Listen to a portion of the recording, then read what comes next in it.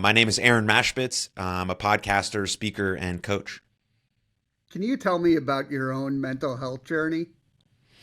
Absolutely. Yeah. So for context, I guess I'll go a little bit farther back, but 2018 was probably the most not probably was the most pivotal moment in my life. But I'll go a little bit farther back than that just to create some story around it. But I loved professional wrestling growing up. I don't know if you know professional wrestling, like Oh, I love WWE, it. The Rock, Yeah. all sorts of stuff like that. So when I was about 12, I decided I was going to be a professional wrestler. And so when I graduated college, that's what I did. I started training, adopted a fake name, which I will not say because then you'll go look it up. No, just kidding. And my name was Jackson Stone. And so then around 2016, that sort of became my whole life, my career. I moved out to Philadelphia. I'm from Texas. And I was pretending to be this movie star character named Lights Camera Jackson. Now, at the time, I was struggling and wasn't making a lot of money, but I was trying to be that sort of WWE style, larger than life character. And I say that because that's part of my mental health journey. Then fast forward to 2018, and I get the worst phone call of my life, the call that absolutely changed the whole trajectory of my life. I got a call when I was sitting on the Jersey Shore with my then girlfriend that my sister had just ended her own life, that she just died by suicide. And we knew my sister struggled. She struggled for about 10 years with bipolar disorder, severe depression. Towards the end of her life, she developed some version of schizophrenia. And there was a lot of struggles and trials and tribulations with her, but she managed to do a lot of great things throughout her life, like graduate college and become an engineer and all these sorts of things. And there was always this looming cloud in the back of my mind thinking this day might come, but I still had to try and participate in my own life while trying to constantly think about my sister and try to be there for her. And I have a lot of resentment and regret about leaving and moving to Philadelphia to try and chase my dreams when I wasn't near her, or maybe I could have helped. But all sorts of those feelings of guilt that we get when we think about losing someone to suicide or just losing someone in general. And so that happened in 2018, and that really what skyrocketed my mental health journey, trying to think and feel about mental health in a more productive and loving way, what people go through, how they go through it, how we can build more tools and get more proactive and talk about it more. Because mental health, as we know, is the invisible and it lives in the dark. Yeah. And once we talk about it more, we can shed some light on it. It doesn't cure everything, of course, but at least it makes us feel less alone. We can talk to one another. We can use community and support, which is a huge thing for taking care of our mental health. And so it taught me a lot about myself, about other people, about the world around me, about the silent struggles that we go through. I created a nonprofit because of it called You Are Loved, that's in my sister's honor and memory. And she's sort of my guiding light because when she was alive, she was very open and honest, and she wasn't judgmental. And before she died, I was all of those things. I was very judgmental. I wasn't very honest. And so she has guided me to try and become a better person, as well as trying to be a servant to her in a way to talk about mental health more often and hopefully be more proactive about it so other people feel like they're less alone in the world. How has sharing your story helped your own healing process? Oh man, that's like sort of the cornerstone of my healing journey. The only reason I got through any of it was because I joined a support group, suicide loss survivor support group. I found that was better for me than one-on-one therapy, which I also tried, but I found the support group to be a little bit more conducive to me because I was in the room with people who had experienced the exact same thing as me. Because when you go through something uniquely tragic, and someone else hasn't gone through that thing, it's sort of hard to relate. You can understand maybe some emotions that might come up, but if you've never lost someone to suicide, which I hope you haven't because it's horrible, then you don't really understand the pain, the guilt, all of the things that might come up. And so being in that support group allowed me to combat some challenging emotions, to understand how I could take care of myself while also trying to take care of others. Because the reason I started diving into mental health so soon after my sister passed was to ignore the fact of my own feelings. So I dove into other people's feelings and trying to help them and be a servant. I want to help you to ignore some of the stuff that I was dealing with, my own resentment, my own sense of relief, my own sense of pain. And then through those support groups with other suicide loss survivors, I realized that I could do both, that I could come to terms with some of the things I felt and feel and still will always feel about my sister, but also could try and bring value and talk about mental health more on whatever platform that I choose. And so it was a deeply powerful experience to understand how I could take better care of myself. And hopefully, God willing, when I have children, I can pass that message along when they go through challenges or setbacks or anything hard happens in their life. They understand the tools that they need to be proactive with their mental health. And how did that inspire creating a podcast? So the podcast is also sort of wrestling related at the same time. And then it transitioned sort of in the same time as my life. So I'll go back a little bit. I started my podcast under my name, Jackson Stone. It was called Jackson Talks, everybody. So Michael, if I had you on the podcast, originally it was designed where I would just ask you questions about me. So be like, hey man, what's your favorite Jackson Stone moment? Why do you love Jackson Stone so much? Obviously I was playing like a heel character, which in wrestling terms is the bad guy. And so I did that for a little bit and it was cool. That just sort of jump-started my content creation, podcasting career. Then again, my sister passed and I stayed in wrestling for a little while and kept the name Jackson Talks, everybody. But my podcast kept becoming more real and honest and open. And it felt like I could have a deeper connection with my guest if we were just exactly who we were. And I also started a YouTube series called You Are Love, where people would just share their mental health stories. And so I sort of combined those into what it is now. I go by, Aaron Machbitz on all social medias because that's my real name. I rebranded my podcast to Something for Everybody. And it's totally exactly what I want it to be. It's just, a lot like what you do, like great conversations, trying to get people to open up and share and get deep so that the person listening feels more connected. They feel more empowered. And I found podcasting to be such a beautiful journey. It's very similar to like a support group because you feel like if you can share and be honest and there's a safe place for you to talk about things. It's weird when you think about like, oh, people might actually listen to this. So sometimes, that vulnerability is powerful. But once you practice that muscle, you can use that skill over and over again.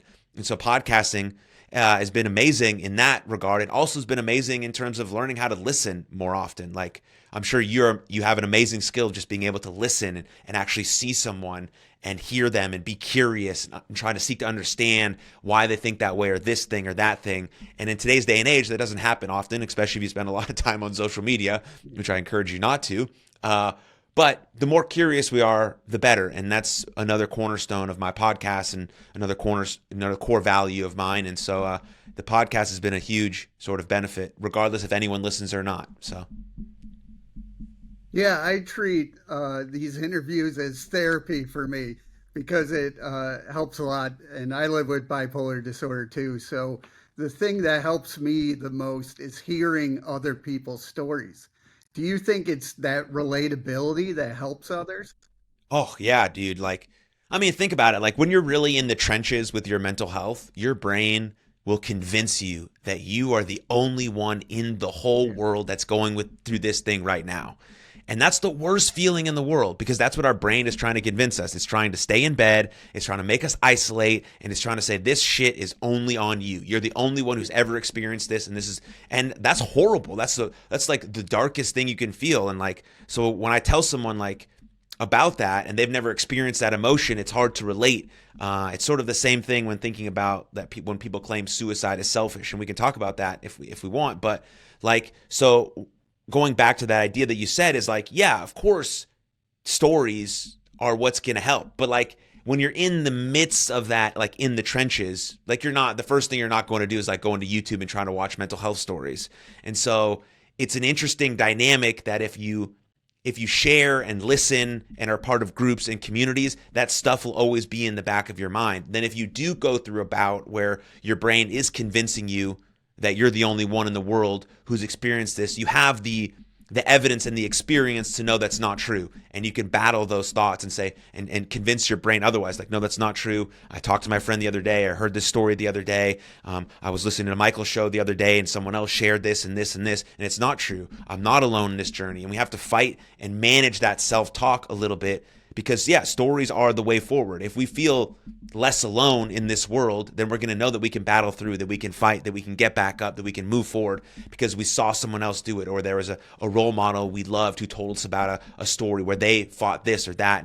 And there's all of these human narratives, which is why I love professional wrestling. It's because it's about story. It's about the good guy versus the bad guy. It's about the hero's journey, which is what all of us are on. What's the hero's journey? It's like trying to slay dragons, whatever dragons those might be. Those might be mental health dragons or trying to get a promotion, but it's like the dragon's always coming at you and you're falling down and you're falling down, but you're getting back up and you're getting back up and you're slaying the dragon. And sometimes you have some armor and sometimes you have a sword. And that's like the people around you who help you, who lift you up, who cherish you, who love you, who are trying to see you go and slay that dragon. And that's what I like to think about in terms of narrative and trying to talk about stories and how powerful they can be in overcoming the challenges that we face every day. And you talked earlier about the negative perceptions of suicide. Have you seen the stigma of just talking about suicide lessening a little bit? Oh, 100%. Yeah, totally lessens. I mean, my sister passed in 2018. That's about 6 years ago. This September will be 7 years if I got my math right. And like totally, it's gotten way better, man. Like I'm sure you've seen it too. Like so much better. Like I don't get the response of don't talk about it as much, or suicide is selfish. Stop saying that. They took their own life on purpose. Like all of these sorts of things that come out, and I get people's. I get why they say it. They don't have a way to rationalize it because dying by suicide is so tragic. It's so painful. And it's so usually like a surprise, like, holy cow, I don't know. And so there's so many mixed emotions that come up. But man, over the last 6 years, it's been such a journey to see the conversation expand, to see more people talk about it, to see more people seek help and want to talk about it, and see more high profile people also talk about it and come out and be open with it. High profile, high performing people. I mean, those are just such important movers going forward. I mean, I think the next step we have to think about is how we can make therapy more affordable to the average person. I think sort of that might be the next step, because not everyone has $150 to $175 to spend when they need it for potentially groceries or gas or rent, and so maybe that's the next step forward. But then I also think about the therapists deserve their money as well, because they're very educated and doing really, really, really important work, and there's a ton of burnout in that regard too. So I don't really know where the happy medium is. I've been trying to think about it for a long time, but maybe we'll come up with a solution for that. And speaking of what you do to stop the stigma, you have the nonprofit. Can you tell me about that? Absolutely. Yeah. It's called You Are Loved. I named it that because, as a professional wrestler, I love cheesy. Cheesy is good. The cheesier the catchphrase, the better. But on a more serious note, those were some actually very powerful words for me right after my sister passed. I needed a reminder. And I have great friends. I have a beautiful support system. I have amazing parents. I'm super lucky. But sometimes you just like words pop up and they're just like, they resonate with you. And so initially, You Are Loved started as a t-shirt because I sold a lot of t-shirts as a professional wrestler. That was one way we make money, is through merchandise. So I was like, hey, I'll do a t-shirt. I'll throw You Are Loved on it. I had a guy working for me at the time named Jonathan who made the graphic for me. Shout out to him. And we sold like 300 t-shirts or something.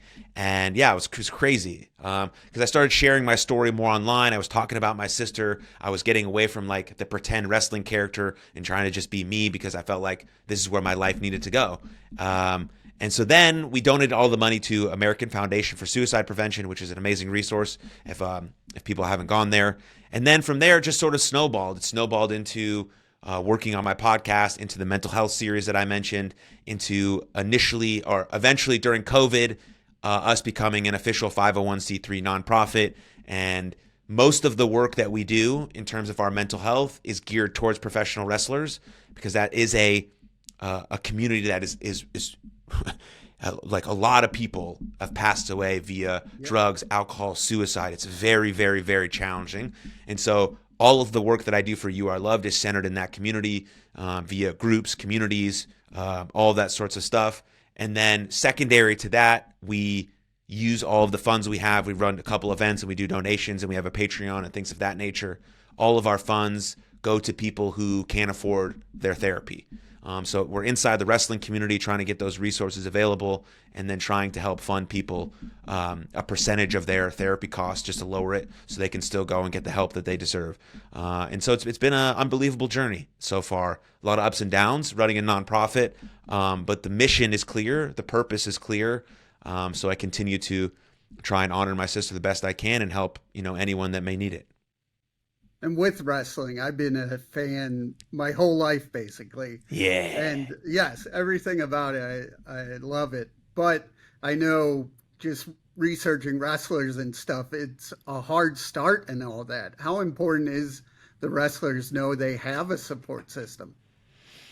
Yeah, it's important that they know, but it's hard getting communities that have never had such resources to sort of alter the way they think and feel about it. Because perception-wise, professional wrestling, even if you're a woman in professional wrestling, it's like a tough sort of get-it-done type of sport. Yeah. And so to maybe claim that you're struggling or you need help or something like that may diminish your character or the time you get booked or how you're seen as a fighter, right? Because we're portraying a fight. That's the idea. And no one wants to be seen as weak. And so it's sort of shifting the narrative and the paradigm in that business to say that obviously if we're going to talk about real human stories, part of the real human story, like I mentioned, is struggling. And fans can deeply connect with that. It's not to say you have to share all of your feelings and thoughts on television, right? It's like share them with a trusted partner, but you can use real versions of yourself that go through struggles, and fans deeply connect with that. Then it's back to this idea of, oh, I don't feel alone. My favorite wrestler went through something hard and they shared it. They got back up. They showed up today. They still went to fight their battles. I can do the same thing. And so it's trying to integrate behind closed doors, those mental health services, while also not totally closing off our identity and being two separate people in the ring and out of the ring. That's really where the struggle comes when you have that sort of identity crisis and then you try to present this one thing in the ring and it's just not even close to who you are or can be at home, and then the identity crisis hits and the separation and the disassociation hits and things of that nature. Now it kind of works if you're like The Undertaker and a regular person, because everyone knows The Undertaker, that's absolutely a character. But like someone like, John Cena. I don't know if John Cena struggles, but that's like John Cena pretty much all the time. He's just 10x'd in the ring. And so maybe he always wants to be that guy. But what if he's with his wife and he's struggling and he feels kind of icky because he's supposed to be John Cena? How could I share that I'm struggling? I'm John Cena, right? A lot of us, especially men, feel that way. I can't tell my wife I'm struggling. I have to take care. I have to provide. I have to do all of these sorts of things. But the more we open up, the more we share, the more we can actually do something about it. Because with men, specifically in our mental health, it's about doing some action. Groups, communities, men's work, all of this stuff is about action. But the first step is always going to be actually admitting that, hey, dude, I actually need some help. I'm not feeling great. I'm struggling a little bit. Bills are piling up. I'm feeling just overwhelmed. Is there anything you can do to help? That's the first step. And that's super tough, super vulnerable, super courageous, right? And then from there, it's about action. And so I think wrestling is very similar to that in regards to trying to shift that to try and help people potentially see how taking care of their mental health is actually a benefit to their performance, just like it is in sports. You see all these professional athletes now just dialing in on their mindset and their mental skills and their psychological skills. It's the same way for a regular person. If I want to be great, I got to work on my psychological skills. I got to work on my mental skills and my mental health and my wellness. All of that stuff is wrapped up in one. And so if I can get that through in the professional wrestling community, then we could be a little bit more healthy and I don't have to lose any more of my friends, which is, yeah. What do you do to help your own mental health? Exercise has been a key for my mental health for basically since I was 13. It's transitioned. I worked out, to try and look good for girls. Then I worked out for baseball. Then I worked out to look good in the ring. And now I simply work out because it anchors me. It helps me clear my head. I know it makes me feel good. I'm big into the sauna. The sauna is also where I meditate. So I do both of those at the same time. I'm super into journaling. I like to journal out my thoughts. It also helps me come up with ideas for what I want to talk about on my podcast. So it's kind of crushing two things at once. I have a really supportive, beautiful wife, and that's very, very, very crucial for my mental health. I mentioned my parents. That's also very valuable for my mental health. I have a strong group of men in my life that I talk to and can confide in. So those are my key things that I do for my mental health every day. My number one non-negotiable, though, for my self-care is my sleep. I have learned that I must prioritize that. I want to have good energy and high energy. And so a non-negotiable for me with my self-care and how I feel my best is definitely trying to get 8 hours of sleep per night. So that's sort of my routine. I do some stuff in the morning in terms of prayer because I'm Jewish, and I mix my prayer with my meditation. And so it's very helpful in that regard. And then there's always an exercise. There's always movement. There's some sort of journaling, and also connecting with people that I love. What are some of the things you've learned from your wife? Ooh. Well, she's British, so I've learned some new words. Like peckish. That's my favorite one. I'm feeling a little peckish, feeling a little hungry. I am feeling a little peckish right now that I say that. But I've learned unconditional support from her. My wife came into my life at the perfect time. She came into my life like 3 years after my sister had passed away, and I was still sort of reeling, and I was doing some stuff that I didn't really want to be doing, but I didn't know any other way. And I had envisioned myself being married. And so I got my sort of my act together in that way. And that opened me up to meet her. And we've built a beautiful relationship. I've learned resilience and determination from her. Her family background and growing up was much different than mine. And so she put herself through all these sorts of things. She moved to the United States. She's been here for a long time. Much different upbringing than me, so I learned determination and resilience from her. And she's just a beautiful, strong, powerful woman, and I'm happy to have her in my corner. And she's taught me how to love, how to deeply love, how to care for someone. Hopefully, God willing, we'll be parents soon. I can't wait to see her be a mom and pass on those genes to other people and other little beings. And so, yeah. What would you say to anyone going through a tough time? The phrases that I always come back to that, again, are cheesy and you see all the time online, but I found extremely, extremely powerful if you actually think about them in the most deep level. One is that if you're going through a tough time, the world needs you here. Like, it's as simple as that. Because if you really think about it, you will be the only ever you that's ever existed. And so the world needs you. It needs that you're struggling. That's a great sign. Like, it needs your mistakes, your errors, right? Because it knows that you can overcome and you can adapt and you can change and you can grow. So the world needs you here simply because you matter so deeply. You have a moral obligation, I think, to be the best version of you. And that means, again, going through all these sorts of trials and tribulations and struggles and challenges, because we need you. We need everything you have to offer, all your gifts, your talents, even all of your mistakes. Those are a beautiful part of that make you, you. And anyone going through a tough time, yeah, it's probably really freaking sucks. And you may feel like you're all alone and it's terrible and there's nothing you could do about it. That's not true. Like we've stated here, your brain sometimes likes to lie to you. And you are stronger than that. You are stronger than your thoughts, and you can rewire those things to know that you deeply matter. Throughout this conversation, you know that you're not alone and that the world needs you here. And whatever you do, whatever you feel like you can do is enough, and you just make those tiny little steps forward. And then what could happen in 3 weeks, 6 weeks, 10 months, a year, you could be feeling a whole different way. Or you could have now the skills and the knowledge to know that if you start to feel this way again, you can overcome it. That's why journaling is so powerful, to understand that, oh, I overcame this here. I know that I can do it again. You're giving yourself credible evidence that you are the person you say you are, and you become the person that you know you can be. So that's what I would say to anyone potentially struggling. Where do you want to see your mission, say, in the next 3 to 5 years?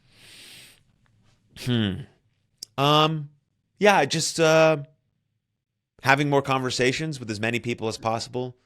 Hopefully the conversations that we do have, whether on my podcast or any other podcast like this, that as many people or whoever actually needs to hear it, hears it. Not as many people as possible, that's whatever, but the person who actually needs to hear it, hears it. And I hope my mission and other people who have the same sort of similar mission as me continue to move the needle forward when it comes to mental health, when it comes to discussions about mental health, when it comes to mental health awareness, but more importantly, I think when it comes to mental health action and actually doing something about it, proactive tools, preventative care, all these sorts of things that can move the needle forward. So that's what I see. I hope my mission is a small part of moving that needle forward so that we can reduce the suicide rates, get more people help, have people more flourishing than they've ever been before because we started to prioritize and be proactive with our mental health. How can people reach out and learn more? Everything can be found at aaronmachbitz.com.